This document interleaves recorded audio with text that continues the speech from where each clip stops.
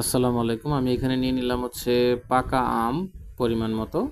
আপনারা ভালো করে ব্লেন্ড করে নেবেন। কোনো প্রকার আমি চিনি বা কোনো কিচ্ছু কিন্তু অ্যাড করিনি। একেবারে যেহেতু আমটা খুবই মিষ্টি, তো এভাবে আমি একটা কড়াইতে নিব। নেওয়ার পরে সামান্য বিট লবণ দিব। দেওয়ার পরে এটাকে ভালো করে জাল করব এবং অনেকটা তালের মতো করে যখন ঘন হয়ে আসবে দেখবেন, যখন পানিটা থাকবে না, আমি কিন্তু কোনো প্রকার পানি টানি কোনো কিচ্ছু দিইনি। তো যখন এরকম ঘন হয়ে আসবে তখন আমি এখানে প্লেন ট্রে নিলে ভালো হতো, বাট আমার কাছে নেই। সেই হিসেবে আমার কাছে এরকম প্লেট রয়েছে। প্লেটগুলোতে আমি একটু সরিষার তেল মেখে নিলাম।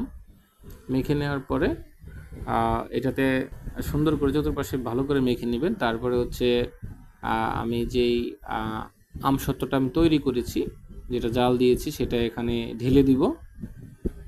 দেওয়ার পরে ভালো করে এটাকে আমি চতুর্পাশে সুন্দর করে ছড়িয়ে এমনভাবে দিব যাতে করে লেয়ারটা যেন সমান হয় যতটুকু সম্ভব আর কি। যেহেতু এটা প্লেট কিছুটাই হবে, যদি আপনি এখানে ওভেনের ট্রে ব্যবহার করেন তাহলে হয়তো বা এটা একেবারে সমান হবে আর কি। তারপরে আমি দিয়ে দিব হচ্ছে রোদে দিব।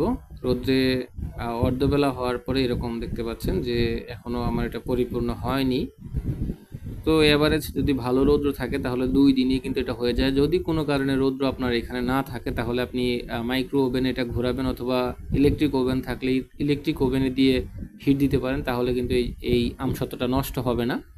তো দেখতে পাচ্ছেন যখন এটা এক পাশ হয়ে যাবে তখন আমি এটাকে উল্টে দিচ্ছি এবং এভাবে এক এক করে যখন আপনি সবগুলো আপনার হয়ে যাবে, তো আপনি যে বিভিন্নভাবে এটা কেটে ভাঁজ করতে পারেন, অথবা এমনি আস্ত ভাঁজ করতে পারেন।